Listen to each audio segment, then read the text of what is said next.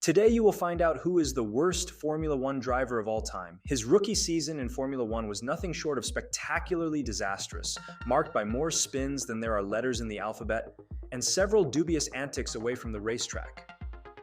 Truly, he was in a league of his own. And thankfully so, because despite the challenges, he brought a unique energy to the sport, contributing one of the most notably poor debut seasons in Formula One history. You might wonder how someone with such a record even made it into Formula One. Well, let me tell you a story. The European F3 high-tech team raised quite a few eyebrows when they quickly pegged Mazepin as the next big talent after a few test runs. It turned out that his father, Dimitri Mazepin, had secured a substantial sponsorship deal that clinched a spot for him on the team in the 2016 season. Despite the high hopes, Mazepin finished last in the championship. However, improvement appeared in his second season with 3 podium finishes in Belgium and Austria, although he ended the season in a disappointing 10th place overall. Nonetheless, everyone loves a good redemption story, and Mazepin found a semblance of that in the GP3 series, finishing second overall and taking the top podium spot 4 times. But his venture into F2 in 2019 was a disaster, ending in an 18th place finish, starkly contrasting with his teammate Nick de Vries, who won the championship. Eager to redeem himself, Nikita Mazepin rejoined Hitech for another attempt at success in F2. After a series of varying results, he achieved a significant milestone in Hungary by securing his first podium finish in the series. His upward trajectory continued at Silverstone, where he clinched his first victory. However, the race at Spa was fraught with penalties, conflicts, and more podiums, but also demonstrated the chaos that sometimes followed him. Ultimately, Mazepin concluded the season in 5th place, an improvement, yet not enough to significantly boost his popularity. In 2021, against the odds, Mazepin found himself in a Formula One seat, thanks largely to substantial financial contributions from Uralkali and his father, Dimitri Mazepin, which were crucial in securing his position. All that remained was for Mazepin to reach the start of the first race without any major incidents. Unfortunately, he made headlines for the wrong reasons, facing severe backlash after being involved in a sexual aggression controversy with an Instagram influencer, which nearly cost him his new seat before he had even begun racing. Despite his troubled start, Nikita Mazepin finally reached his first Formula One race at the Bahrain Grand Prix, aiming to make a solid first impression. However, things quickly went south as he crashed his car into what could best be described as a metal pancake on the 3rd turn of the track, lasting only about 30 seconds into the race. This incident led to the unfortunate nickname Mazepin. The Haas team principal, Günther Steiner, who is known for his straightforwardness and featured prominently on Netflix's Drive to Survive, did not hold back his opinions. The 4th season of the show highlighted this crash, capturing Steiner's candid reactions to Mazepin's disastrous debut. Moving on to the Portuguese Grand Prix, Mazepin stirred more controversy by obstructing Red Bull's Sergio Perez, earning little praise and considerable frustration from Perez and others. Later in the season, at the Azerbaijan Grand Prix, Mazepin achieved a personal best by finishing 14th, a minor victory amidst a challenging season. However, not all was well, as an incident involving his teammate Mick Schumacher showcased yet another contentious moment. Mazepin's maneuver to block Schumacher was widely criticized, adding to the roller coaster of his rookie season in Formula One. For several months, Mazepin consistently found himself at the back of the pack, rarely making it into the top 15. His highlight was achieving 14th place at the Hungarian Grand Prix, but even then, he couldn't avoid veering off track into a mishap. Mazepin was notably pushing limits, often in undesirable ways, and his situation wasn't helped by Haas's underperforming car. At the Belgian Grand Prix, heavy rain reduced the race to just one official lap under the safety car. In this brief moment, Mazepin unexpectedly recorded the fastest lap, briefly earning him a playful moniker as the Prince of Speed and adding a legendary twist to his challenging season. However, things quickly deteriorated at the next race in the Netherlands. A dispute escalated into a heated exchange after his teammate Mick Schumacher passed him during qualifying. Mazepin expressed his frustration vehemently, showing his displeasure at being overtaken and criticizing those he considered overly bold in the fight for position.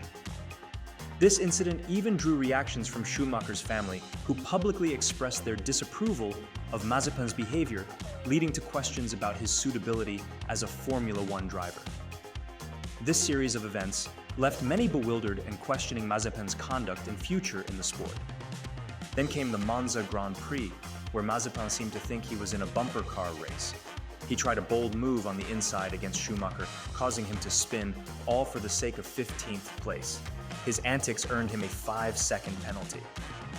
Fate wasn't on his side, as he later had to retire from the race due to a power unit issue, prompting his team to instruct him to stop the car. Amidst rising tensions within the team, Haas's team principal, Günther Steiner, stepped in and held discussions with both drivers. He later announced that they had resolved their issues, at least superficially. While rumors persisted that the two drivers were at odds, Schumacher hinted that their relationship was far from perfect. Mazepin eventually admitted his mistake at Monza, describing the incident as a typical racing situation where sometimes a driver has to commit to a turn even though there's another car partly alongside them.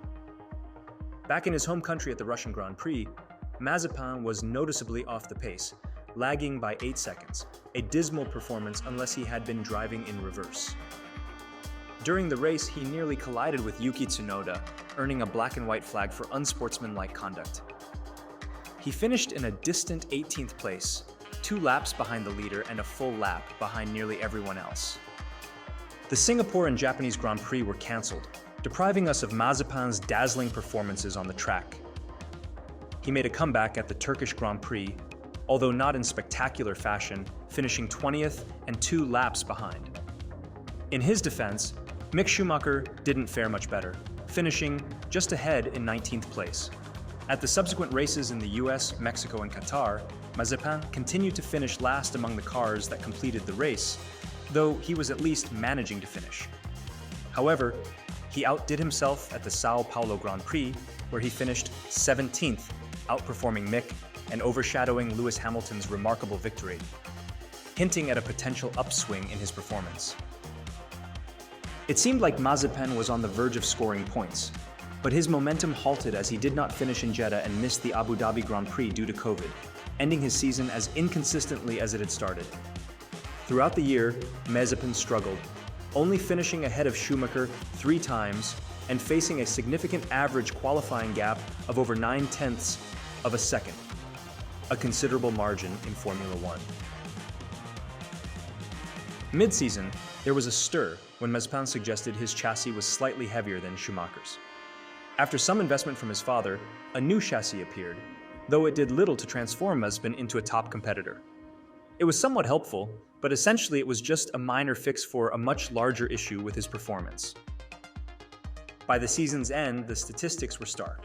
0 points, 22 spins in 21 races, only 1 finish above 17th place, and 5 retirements.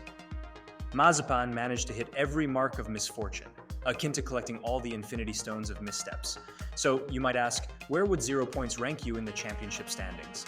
You'd guess last or 20th in a 20-car lineup, right? Incorrect.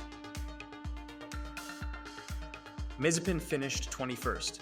Despite only having 20 regular competitors, he was outperformed by Robert Kubica, who in just 2 appearances for Alfa Romeo matched Mazepin's best finish of the season.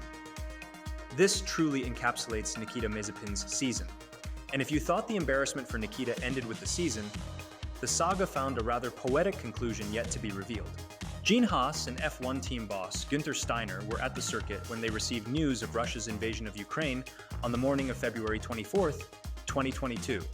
Urakali and Dmitry Mazepin had previously been key supporters off the track, but circumstances necessitated a change.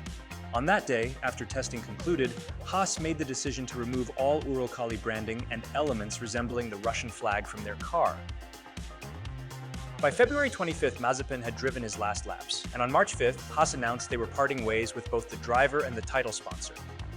The situation became somewhat convoluted afterward, with conflicting statements from Mazepin and Steiner.